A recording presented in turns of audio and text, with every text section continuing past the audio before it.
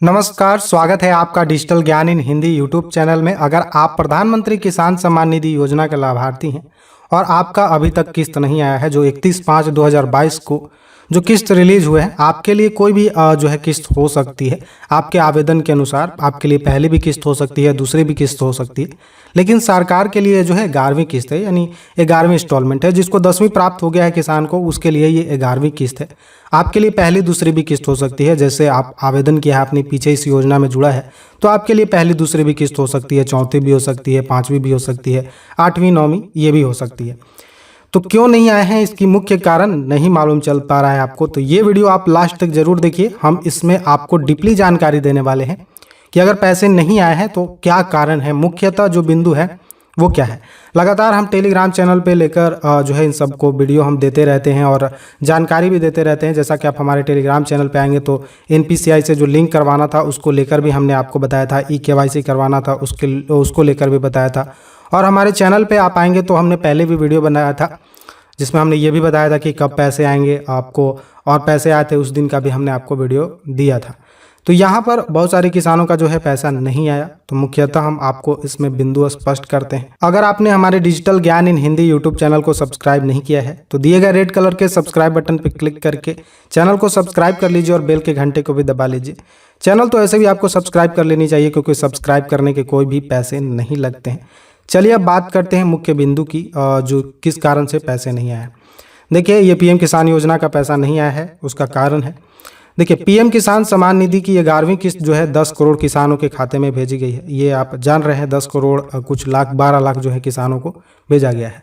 तो इसमें जो है आपको जो 10 करोड़ किसान हैं इनको भेजा गया है 10 करोड़ 12 लाख। रजिस्टर कितने हैं आप ये ध्यान में रखिए। तो चलिए हम आपको रजिस्टर दिखा देते हैं। तो देख सकते हैं यहाँ पर आपको रजिस्टर नीचे दिखाई दे रहा है, आपको यहाँ पर देख सकते हैं जो आपको 12 करोड़ है। तो यानी 2 करोड़ 5 लाख का तो समझिए, 54 लाख का तो यहाँ पर आप समझिए कि पैसा आया ही नहीं। 10 करोड़ 12 लाख का यहाँ पर पैसा भेजा गया है। तो जाहिर सी बात है कि कुछ तो दिक्कत रही होगी जिस कारण से इनका पैसा नहीं आया। तो क्या क्या कारण हो सकते हैं ये जान लीजिए। सरकार ने 21,000 करोड़ रुपए की आर्थिक सहायता किसानों के खाते में भेजी है। हर साल सरकार पात्र किसानों के खाते में 6,000 रुपये भेजती है। यह रकम 2-2 हज़ार रुपये में 3 किस्तों में प्रति 4 माह पर भेजी जाती है। किसान इस किस्त का काफ़ी लंबे समय से इंतजार कर रहे थे, जैसा कि आपको इंतजार था ही। यह किस्त किसानों के खाते में प्रधानमंत्री नरेंद्र मोदी ने 31 मई को भेजी। हालांकि पैसे एक साथ सभी किसानों के खाते में नहीं गए हैं, ठीक है, और धीरे धीरे उनके खाते में पहुंच रहे हैं। तो अगर आपको नहीं मिला है तो अभी आपको परेशान होने की ज़रूरत नहीं है। आपको जो है जुलाई तक ये पैसे आएंगे, लेकिन आपकी क्लियर होनी चाहिए, आपकी जो स्टेटस है वो क्लियर दिखानी चाहिए, तब आपके पैसे आएंगे। अगर इसमें से कोई भी आपका चीज़ छूट रहा है तो आप फटाफट कर लीजिए, नहीं तो वो भी पैसे नहीं मिलेंगे और आपका जो है बहुत दिन तक रुका हुआ रहेगा पैसा। अगला भी किस्त जो आएगा वो भी आपको नहीं मिलेगा। तो ऐसे में आपको ये नहीं सोच लेना है कि हमने EKYC नहीं कराया या EKYC करा लिया है तो उन्हीं को केवल पैसा आया। पैसा सभी को आया है। जिन लोगों ने EKYC नहीं कराया है उनका भी पैसा आया है। अगला बार नहीं आएगा, क्योंकि अगर वो EKYC नहीं कराएंगे, सरकार ने EKYC की डेट बढ़ा दी है, 31 जुलाई तक कर दी है। तो ऐसे में आपको ये सोचना नहीं है कि EKYC नहीं करवाए थे तो पैसा नहीं आया। इस बार मैंडेटरी नहीं रखा गया है, सभी को दे दिया गया है। ऐसा में अगर आपको पैसे नहीं मिले हैं तो थोड़ा इंतज़ार कीजिए। अगर डिले हो रहा है अभी इंतज़ार करना पड़ेगा थोड़ा सा, आपको पैसे मिल जाएंगे, ठीक है। लेट होते हैं लेकिन इतना भी लेट नहीं होगा, ये बात जान लीजिए।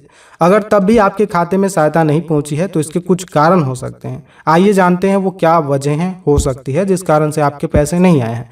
देखिए, कुछ टर्म्स एंड कंडीशन है PM किसान योजना की। सबसे पहले ये जान लीजिए, इन लोगों को नहीं मिलेगा 11वीं किस्त। ये जो आप देख रहे हैं इनको कभी भी 11वीं किस्त मिलेगा ही नहीं मिलेगा, और इनको बंद कर दिया जाएगा, ये बात जान लीजिए। जैसे संस्थागत किसान इस स्कीम का लाभ नहीं उठा सकते हैं, ये सरकार कहती है। अगर कोई व्यक्ति किसी संवैधानिक पद पर आसीन है या रह चुका है तो और खेती किसानी करता है तो उसे इस योजना का लाभ नहीं मिलेगा। एक तो पॉइंट आपका हो गया। राज्य या केंद्र सरकार या पब्लिक सेक्टर कंपनी या सरकारी स्वायत्त संगठनों के सेवारत या सेवानिवृत्त कर्मचारी, मल्टीटास्किंग या ग्रुप D या चतुर्थ वर्गीय कर्मचारियों को छोड़कर, ये आप जान लीजिए, 10,000 रुपये से ज़्यादा मासिक पेंशन प्राप्त करने वाले लोगों को इस योजना का लाभ नहीं मिल सकता है। आप सोचेंगे कि भाई इसे छांटा कैसे जा रहा है, तो देखिए एक ऑडिट भी किया गया है। जब भी आप पैसे आपको दिया जाता है तो आपको RFT साइन करने के लिए भेजा जाता है। उसमें बार बार जांच किया जाता है। तो बहुत सारे किसानों की छटनी कर दी गई है। हालांकि यह नियम भी मल्टीटास्किंग ग्रुप डी या चतुर्थ वर्गीय कर्मचारी पर लागू नहीं होता है, ये भी जान लीजिए। पिछले असेसमेंट वर्ष में आयकर भरने वाले लोग इस योजना का लाभ नहीं उठा सकते। बहुत सारे ऐसे किसान हैं जो आयकर दाता हैं फिर भी इस योजना में जुड़ चुके थे, उनको भी वापस करने के लिए पैसा कहा गया है। जैसा कि आप ऑफिशियली वेबसाइट पे जाएंगे तो वहाँ पे बाकायदा रिफंड करने के लिए उनको एक ऑनलाइन जो है सिस्टम भी बनाया गया है, आप जाकर देख सकते हैं, और उनको हटाया भी गया है। डॉक्टर, इंजीनियर, वकील, चार्टर्ड अकाउंट और प्रोफेशनल संगठनों के साथ रजिस्टर्ड आर्किटेक्ट्स पीएम किसान योजना के तहत लाभ उठाने के पात्र नहीं है, ये हमने आपको बताया। देखिए अब और जान लीजिए कि कारण क्या है जिस कारण से आए नहीं है। ये तो कारण है कि इनके आएंगे नहीं, इनको हटाया जाएगा। 11वीं किस्त इनको दिया नहीं जाएगा, इन सभी को हटाया जाएगा और इनसे पैसे वसूले जाएंगे, ठीक है, ये मैटर है। लेकिन बहुत सारे किसान जो है पात्र हैं लेकिन उनका भी नहीं आया है। देखिए उनका क्या कारण है। जिन किसानों का आधार एवं बैंक खाता एनपीसीआई से लिंक नहीं है, national payment corporation of India, इससे आपको लिंक कराना है आधार और बैंक पासबुक। अगर आप लिंक नहीं कराएंगे अपने बैंक अकाउंट्स को एनपीसीआई के सर्वर पे तो आपका पैसा ऐसे भी नहीं आएगा, क्योंकि देखिए सरकार ने पहले ही मैसेज दिया था, अलर्ट आपको जारी किया था। देखिए हम आपको टेलीग्राम चैनल पर दिखा देते हैं। देखिए ये मैसेज है, मैसेज में ये बोला गया था कि आपको एनपीसीआई से लिंक कराना है। देखिए ये मैसेज है, आप वीडियो को पॉज करिए और देख सकते हैं, इसमें कोई भी दो राय नहीं है। सरकार ने पहले ही बोला था, पैसे डालने से पहले ही बताया था, आपको बताया था। ई-केवाईसी करने के लिए तो सरकार ऐसे अनाउंसमेंट कर रही है, लेकिन आपको एनपीसीआई से लिंक कराने के लिए पैसे आने से पहले ही आपको बुलाया गया था कि जाकर लिंक करवा लीजिए। जिस खाते में आप पैसे प्राप्त कर रहे थे पहले से, उसी खाते को लिंक कराइए, ठीक है। उसके बाद में जिन किसानों का पीएफएमएस रिस्पॉन्स पेंडिंग है, जैसे दिखाते हैं हम आपको, चलिए देखिए यहाँ पर कुछ किसान है जिसका हमने यहाँ पर डेटा पहले से ही ऑलरेडी रखा हुआ है। जैसा कि आप यहाँ पर देख सकते हैं, एक किसान है, जैसा कि आप यहाँ पर देख सकते हैं पीएफएमएस रिस्पॉन्स इसी को कहते हैं। अगर यहाँ पर एक्सेप्टेड नहीं है, यहाँ पे आपको कुछ दूसरा दिखाई दे रहा है पीएफएमएस बैंक स्टेटस, देखिए correction is pending in at state, तो इसको जो है पैसे नहीं आएंगे, इसके पैसे रुक चुके हैं। ये बात जान लीजिए, इसके पैसे नहीं आएंगे, इसके पैसे रुक चुके हैं। अब इसको क्या करना होगा, इसको अपने जिले में जाकर संपर्क करना होगा कृषि भवन में और बताना होगा। इसको आप प्रिंट निकाल कर जा सकते हैं और एक आवेदन लिखिए और वहाँ पे बताइए, और थोड़ी सी जो चलती है वहाँ पे आप समझ गए होंगे बात को हम क्या कहना चाहते हैं, वो दे लेकर वहाँ पर आप करवा सकते हैं। यहाँ पर एक्टिव और इनएक्टिव में आपका एक्टिव दिखाई देना चाहिए, तभी जाकर आपका दिखाई देगा। और यहाँ पर आपको आधार नंबर इज़ वेरीफाइड दिखा देना चाहिए। देखिए जैसा कि हमने आपको बताया कि आधार नंबर इज़ नॉट वेरीफाइड नहीं होना चाहिए। जैसे जिन किसानों का आधार नंबर इज़ नॉट वेरीफाइड है उनका भी पैसा यहाँ पर नहीं आएगा, पहले उनको वेरीफाइड करना पड़ेगा। वेरीफाइड करने के लिए आपको क्या करना है तो ये जान लीजिए। पीएम किसान की ऑफिशियली वेबसाइट पर आप आएंगे, जैसे ही आप इस पे आएंगे तो नीचे आपको दिखता है एडिट आधार फेलियर रिकॉर्ड, तो यहाँ पर आप जैसे ही आएंगे तो यहाँ पर क्लिक करेंगे तो आपको फेलियर रिकॉर्ड का आपको सुधार करने का मिल जाएगा। देखिए बहुत सारे ऐसे किसान हैं, देखिए जिसको इनएक्टिव कर दिया गया है। देखिए इनएक्टिव कोई भी रीजन हो सकता है, बहुत सारे रीजन है जैसा कि हमने आपको बताया है। इन रीजन के कारण इनएक्टिव किया जा सकता है। Beneficiary inactive due to ineligible, ineligible किसान कौन है, यानी जिनको लाभ नहीं दिया जाएगा, इनएलिजिबल है, उन किसानों को नहीं दिया जाता है। देखिए जैसा कि आप यहाँ पर देख सकते हैं ये सब इनएलिजिबल है, इन कंडीशन में नहीं मिलता है लाभ, आप जान लीजिए। तो इन सब अगर आपके पास कंडीशन अप्लाई हो रहा है तो बार बार चेकिंग होती है, उस चेकिंग में एक बार में नहीं होगा तो आपको जो है 10वीं किस्त तक आपको ये पकड़ ली जाती है, 5वीं किस्त तक आपको पकड़ ली जाएगी, 11वीं किस्त तक पकड़ ली गई है, अगले किस्त तक पकड़ ली जाएगी, तो आपको कभी ना कभी जो है इसको बंद करिए दिया जाएगा। ये बात जान लीजिए। आप जेन्युइन हैं तो आपको मिलेगा, आपके नाम पे ज़मीन है, सारी चीज़ें हैं तो आपको पैसे मिलेंगे। ये मत ले लीजिए आपके हमारे पैसे नहीं आए हैं तो हमने ये चीज़ नहीं कराया, वो चीज़ नहीं कराया। देखिए ई-केवाईसी तो कराना आपको मैंडेटरी है अगले किस्त के लिए, यहाँ पर ये जान लीजिए।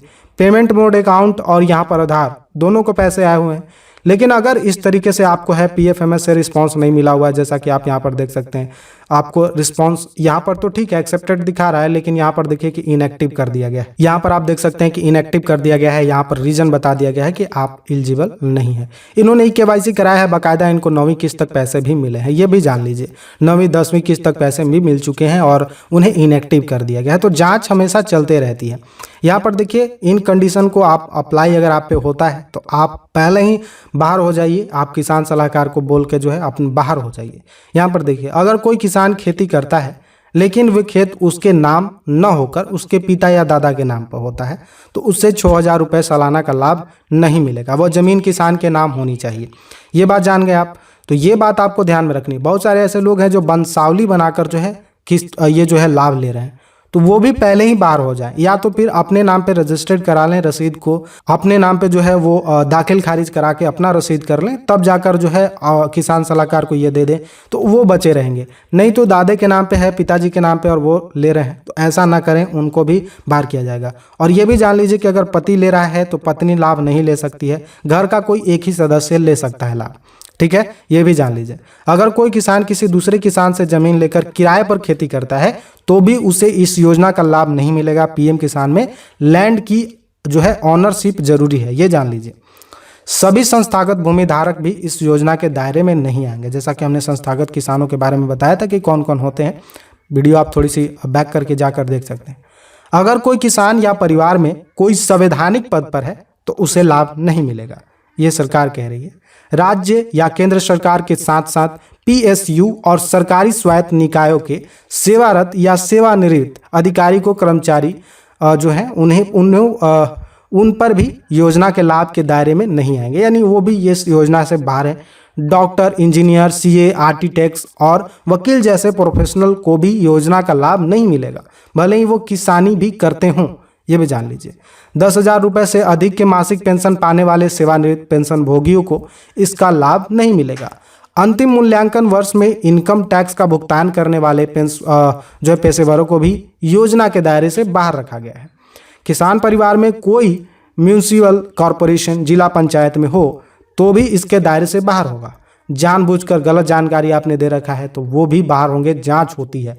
तो अगर इस तरीके से आप योजना का लाभ ले रहे हैं और ये दावा करना चाहते हैं कि हमारे पैसे आए नहीं आए हैं, तो इस तरीके के दावा मत करिए, इसका कोई भी निवारण नहीं हो सकता है। अगर हो भी जाएगा तो फिर आपको कभी ना कभी सरकार आपसे पैसे वापस करवाएगी, ये बात यकीन मान लीजिए, क्योंकि जैसे इनकम टैक्स वाले को करवा रही है पेयर को, वैसे आपको भी कराएगी। तो ये फायदा क्या होगा आपको जब पैसे ही रिफंड करने हैं, तो इस योजना का लाभ ही मत लीजिए आप। वो जो किसान है जो जेन्युइन है वो लाभ ले सकते हैं। अगर उनको कोई दिक्कत हो गया है तो अपने जिला में जाकर संपर्क करें कृषि भवन में, वहाँ पे जो है अपना जो है एक जो है प्रिंट आउट निकाल लें, इसको जो भी बेनिफिशियरी स्टेटस चेक कर रहे हैं उसका जो है प्रिंट आउट निकालिए। और प्रिंट आउट निकालने के बाद आपको ये प्रिंट आउट और साथ ही साथ आपको अपना आधार कार्ड जो आपने इस योजना में लाभ लेते समय दिया है, उसे अपना अकाउंट नंबर उसे आप ले जाकर वहाँ पर बताइए कि हम एलिजिबल हैं और हमें इनएक्टिव कर दिया गया है, तो वो देखकर आपको एक्टिव कर देंगे। या पीएफएमएस रिस्पांस और अगर आपका पीएफएमएस रिस्पांस पेंडिंग है तो उसे भी ठीक कर देंगे। तो ये है कारण, सबसे महत्वपूर्ण कारण यही है। आप बेकार में भटकते रहेंगे, आपका कोई भी निदान नहीं होने वाला है। आप ई-केवाईसी करा लीजिए, कुछ भी करा लीजिए, कोई फायदा नहीं होने वाला है। क्या ये ई-किसान जो है ई-केवाईसी नहीं कराया? हम दावा से आपको कहते हैं कि इस किसान ने भी ई-केवाईसी कराया है। ई-केवाईसी इसका निदान नहीं है, जो निदान था वो यही था, इनएक्टिव भी कर दिया जा रहा है ई-केवाईसी कराने के बाद भी। तो ये बातें जान लीजिए, चेकिंग हो रही है, तो आप सोशल ऑडिट भी समय समय पर किया जा रहा है, पंचायत स्तरीय पर जाकर, नगर निगम में जो भी हैं, नगर पालिका में जाकर जैसे भी है वहाँ वो कर रहे हैं कर्मचारी। तो आप इस बात को ध्यान में रखिए। तो आई होप ये वीडियो आपको कैसी लगी, जानकारी आपको मिली या नहीं मिली, आप हमें कमेंट बॉक्स में कह सकते हैं। तो मिलेंगे अगले वीडियो में किसी और टॉपिक को लेकर, तब तक के लिए दे दीजिए हमें इजाज़त।